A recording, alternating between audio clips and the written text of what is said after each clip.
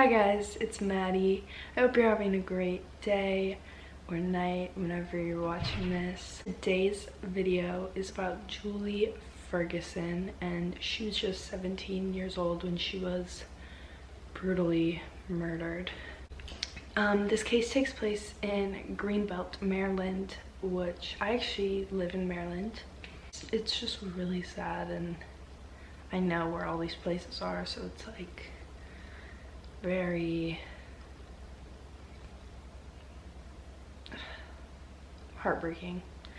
Let's go ahead and get started talking about Julie. Julie was 17 years old. She went to Theodore Roosevelt High School.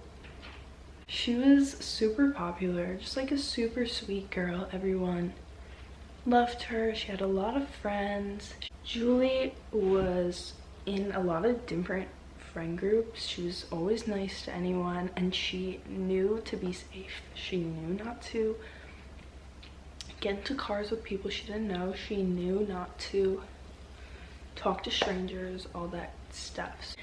So the date is March 20th, 1995.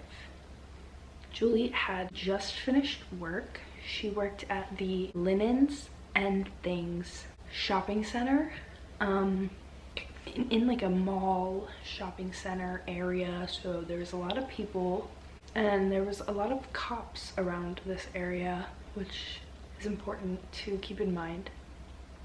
So Julie finished work at about 9:30, and she was waiting in the parking lot, like on the curb or whatever, for her friends. Her friends were going to pick her up from work. She finished work, said goodbye to her co-workers, called her mom to let her know that her friends were picking her up, and walked over to the liquor store to buy a soda. So Julie then just was waiting in the parking lot for her friends to get there. There were actually a lot of people that she knew at the mall this day, and just like in the parking lot, I think people were like roller skating.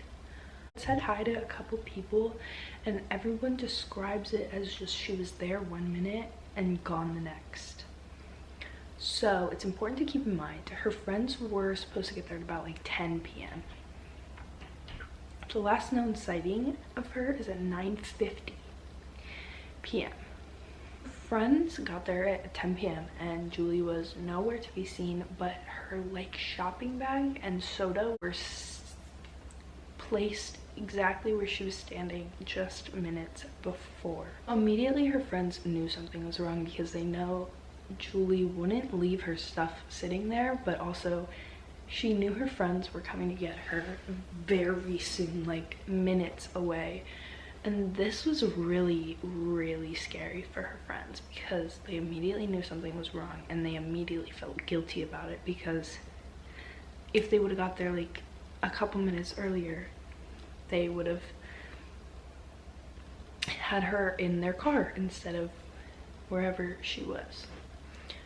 Immediately, Julie was reported as missing to Prince George's County Police, and they immediately started searching for Julie. They sent out search parties, and they were searching for witnesses and suspects.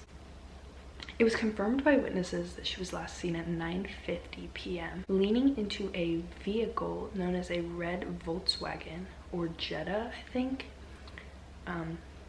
It's never been like confirmed which one, I don't think.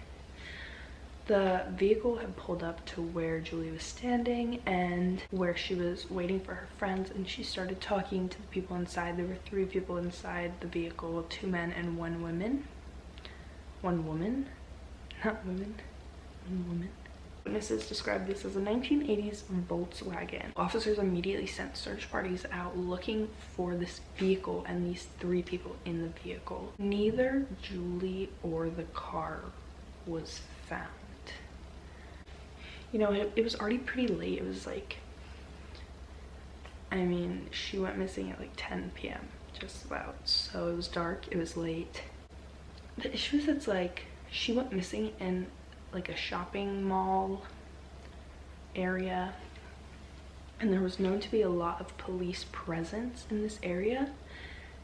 and like people around because it's a mall, but no one saw her, like where she went from when she was leaning into the vehicle, like talking to the people, and like where she went after. It was just like she was leaning in talking to these people and then she was gone. So yeah, we're gonna get more into like the vehicle later. The following morning, March 21st at 5:15 a.m. 2 men were walking to work, I believe, and they were walking on like, it was like the side of the road, and they found Julie's body, which was not hidden. It was just placed there, not hidden at all. This part of the story is gonna get a little graphic, so I'm just giving you a little warning. Julie's body was found. It was confirmed that she was strangled to death with her throat slashed, and she also had bruises on her hands, and it was proved that she was beaten pretty badly. There was no signs of sexual assault or like robbery. Julie's ID, so she was found on Daisy Lane. In between Daisy Lane and the shopping center where she worked, in between there, like just about halfway between both, on a median, her ID was found, along with, I believe, some of her other belongings. But her ID is very important because I don't know how it would get there. Like, why they felt the need to like throw that out the window, or if she threw that out the window. The day Julie disappeared, there's a 7.5 hour time lapse in between when she was confirmed to be missing and when her body was found. She went missing at 10 p.m. and she wasn't found until 5:30 a.m. So that's a lot of time to not find her body, and I feel like they would have found it if it was placed there that night, but I don't know. The day Julie went missing, there was actually multiple suspicious vehicles that were reported, including the red Volkswagen. Some police actually believe she got in a different vehicle with like the killer, but I don't really know. Police, I don't really think there's any evidence to back this up. I don't know if there's any like security footage, because I feel like there should be, but it was literally, it's 25 years old. And it's so sad that it just has no solution. Before I get into all the suspects, I want to like continue talking about the ID situation. Her ID was found on Greenbelt Road on a median. And like I said, it's in between her work and where her body was found. They placed her body so it could easily be found. They didn't hide it. They didn't put it deeper into the woods. They literally put it on the side of a road. And her ID wasn't on her. So it's like, if you were trying to hide her identity, why not hide her body? Like,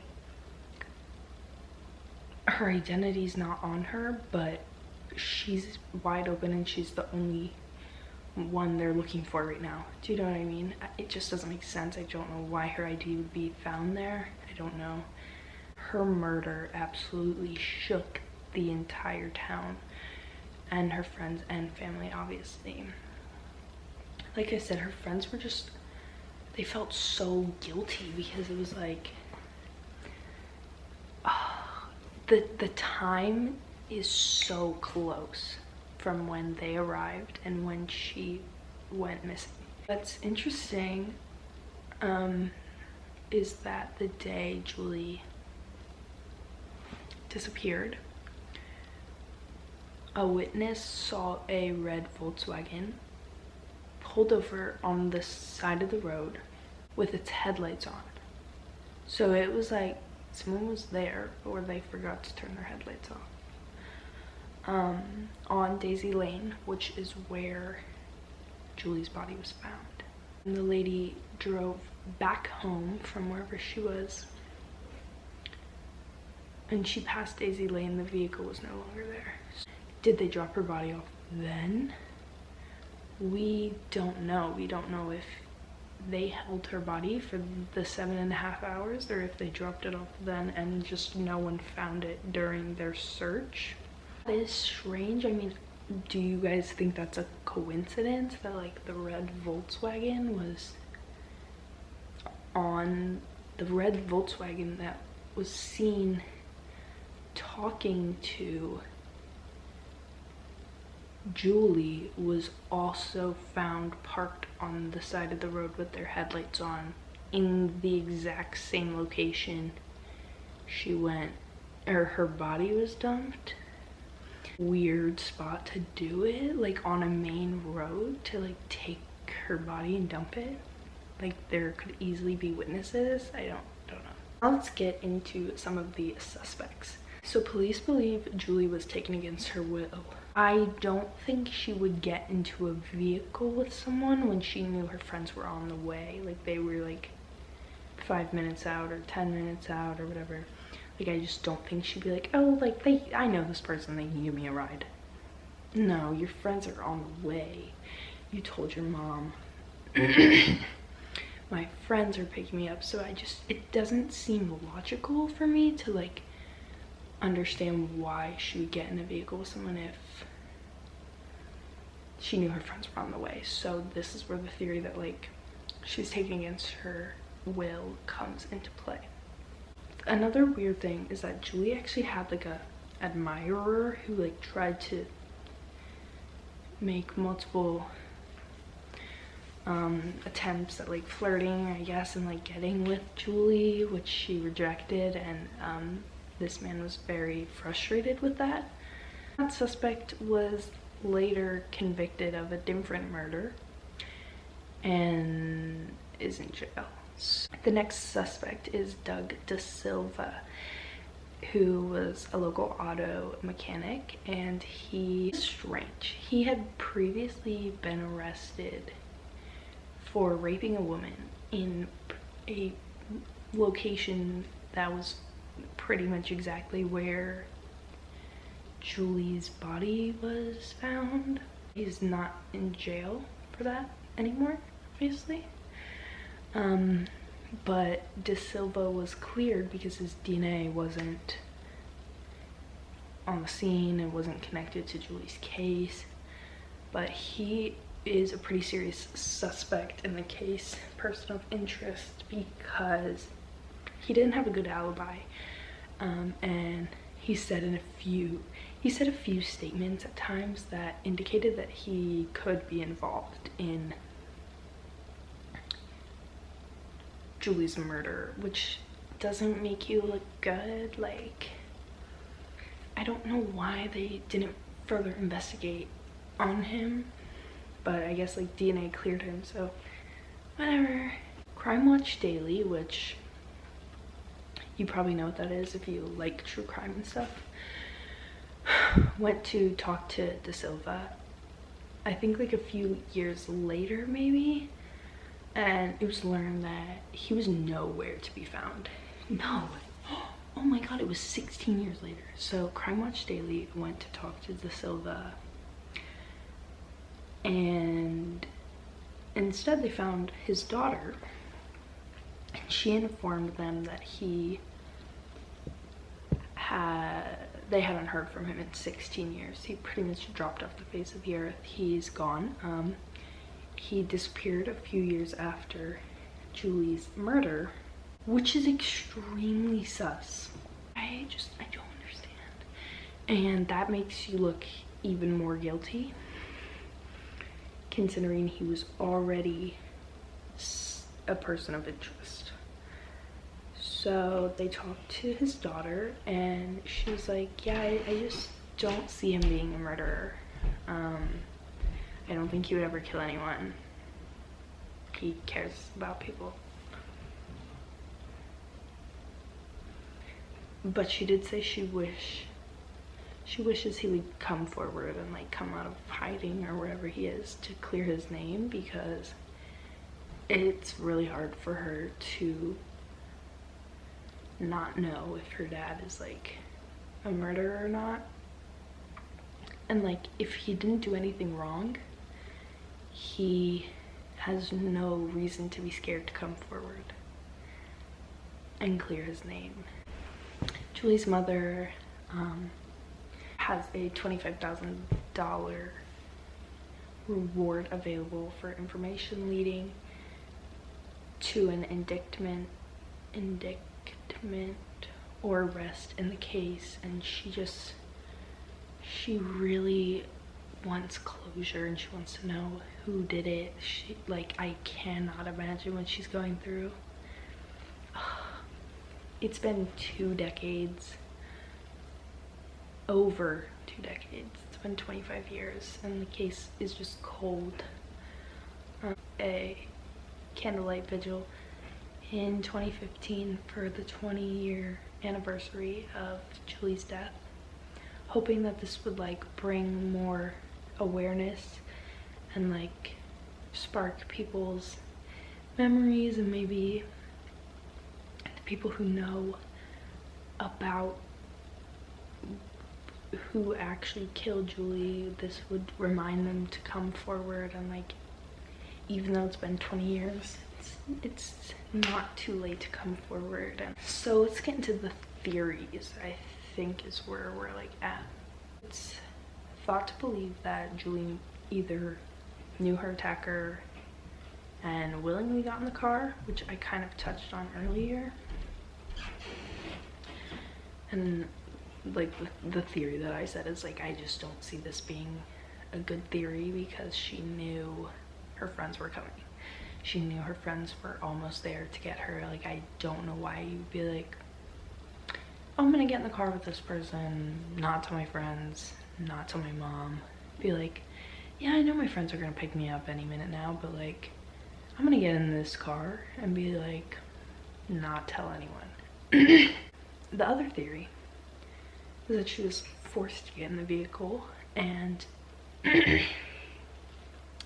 whoever took her either knew her or didn't know her, but knew they were gonna kill her and knew they were gonna kidnap her.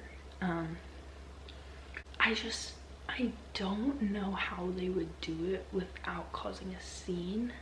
Like, if you're forcing this girl to get in the car when there are people in the parking lot and people around the shopping center that like can see what's going on and clearly saw her, and there's also like police around, I just don't know how it would happen.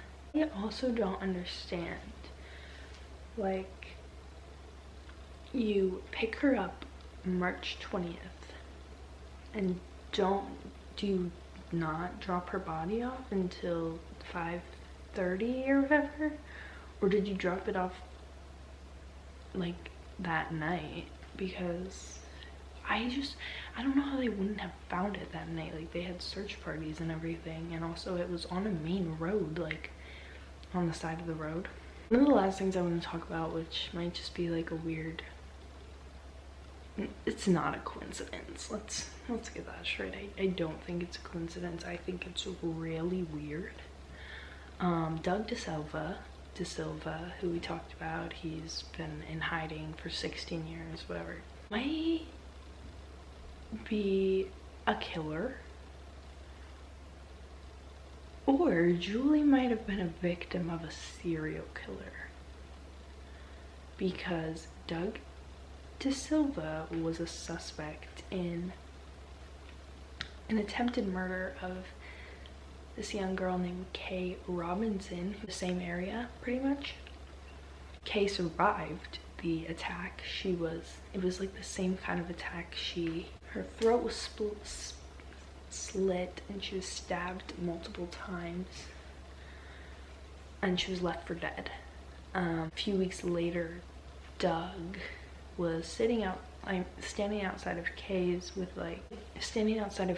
residence, I guess, to like pray for her. I don't really know. It's weird. When Kay was asked to pick who her attempted murderer was through like a bunch of pictures police gave her, she picked out Doug. And she had never been so certain that it was Doug. The voice, she recognized the voice, she recognized the face. He was completely cleared of all charges. And I mean, of being a suspect, because it was just confirmed that this guy named Mark Eskridge ended up being the guy. Doug was also the prime suspect in Julie's case, who also had her throat slit. Why do we keep saying split?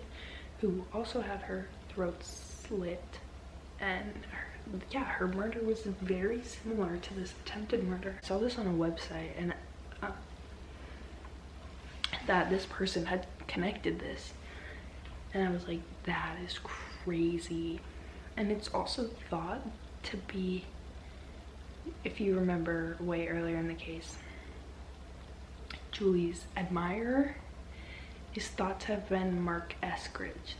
They've never, I don't know if they've ever said who her admirer was, which I don't understand why, but it was said that he was convicted of another murder charge.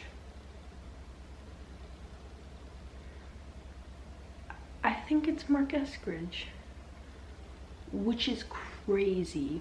Like, I don't. So sadly, there is no happy ending to this case. There is no closure for the family and friends. Her high school friends and family have a website that you can visit where they, you know, have like a line you can call, I think, and they have a lot of information on there.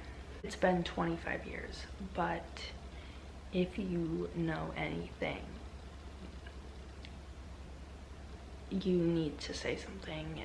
This family deserves to know what happened to their daughter. It's so sad. And this case has barely any exposure. I watch a lot of true crime YouTubers, and none of them have covered it, which is fine. I get it. There's a million cases. So I thought I should cover this one because it's so heartbreaking and she deserves more coverage.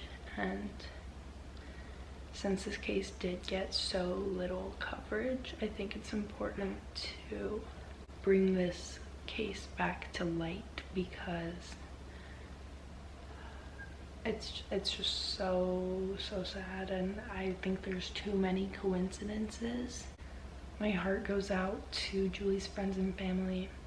If you know anything, say something. Even if you think it's the smallest thing, it could still help. Yeah.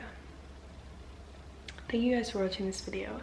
If you did enjoy, make sure you give it a thumbs up, and you can subscribe to my channel, turn on my post notifications. Also, comment below which case you want me to cover next, whether it's a missing persons case, a solved case, a murder case, or a serial killer. I will do any whatever. I never know how to end these videos because I'm so emotionally drained. It's so sad to talk about that I can't just be like, thanks for watching, like, hee. But yeah, I hope you have an amazing day or night. Make sure you stay safe, and yeah, bye guys, deuces.